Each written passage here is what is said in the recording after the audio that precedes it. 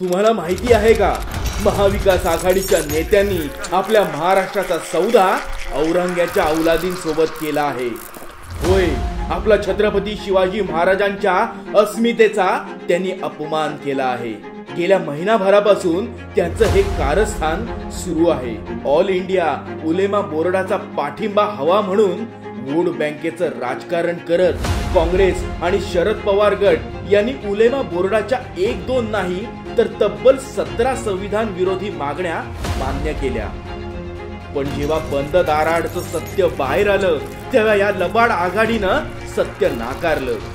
तुम्ही जरी सत्य नाकारत असाल तरी उलेमा बोर्डाचं चेअरमन यांनी तर तुमचं बंद दाराआडचं गुपित सर्वांसमोर उघड केलं. उत्तर प्रदेश कांग्रेस कमेटी के रियासती सदर नाना पटोले, पृथ्वीराज चौहान, साबिक वजीर आला और दीगर सीनियर कायदीन के साथ हमारे रियासती सदर और जनरल सेक्रेटरी की रास्त मुलाकात हुई थी बम्बई में, और उसमें तफसीली गुफ्तगू के बाद उन्होंने हमें मकतूब दिया है और हम इस यकीन के साथ आगे बढ़ रहे हैं कि उन पर वो जरूर तवज्जो देंगे. इसके साथ साथ हमें राष्ट्रवादी कांग्रेस पार्टी शरद पवार की जानिब से भी एक तहरीरी मकतूब इसी तरह का हमें मिला है. महाविकास आघाडी सत्तेत आल्यास ते वक्फ बोर्डाच्या सुधारित बिलाला विरोध करणार. महायुती सरकारने वक्फच्या नावाने बळकावलेल्या जमिनींवर कारवाई केली आहे.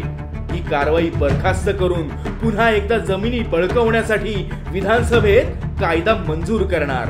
महाराष्ट्र वक्फ बोर्डाला 1000 कोटी रुपये देणार. 2012 ते 2024च्या दरम्यान दंगलीतील मुसलमानांची सुटका होणार. रामगिरी महाराज आणि नितेश राणे यांना अटक करण्यासाठी पुरेपूर प्रयत्न करणार. RSS वर बंदी घालणार. उलेमा बोर्डाच्या या प्रकारच्या 17 भयानक मागण्या सत्तांध झालेल्या महाविकास आघाडीने मान्य केल्या. म्हणजेच महाविकास आघाडीच्या हाती सत्ता गेली तर या औरंग्याच्या औलादी आपल्या शिवरायांच्या गडकिल्ल्यांवर, मंदिर देवस्थानांवर, शेत जमिनींवर इतकंच नाही तर घरांवर हक्क सांगतील आणि महाविकास आघाडी त्यांना हे सगळं अंधणात देतील. तुम्हाला महाविकास आघाडीने छत्रपती शिवाजी महाराजांच्या महाराष्ट्राचा केलेला सौदा मान्य आहे का? लक्षात ठेवा, ही निवडणूक केवळ महाराष्ट्रात कोणाचं राज्य येणार, कोण मुख्यमंत्री होणार इथपर्यंतच मर्यादित राहिलेली नाही, तर महाराष्ट्राची वाटचाल शिवरायांच्या विचारांवर होणार की औरंग्याच्या याचा निर्णय या निवडणुकीत होणार आहे. त्यामुळे मतदारांनो, मतदानासाठी बाहेर पडा. आपल्या छत्रपती शिवरायांची तुम्हाला आण आहे.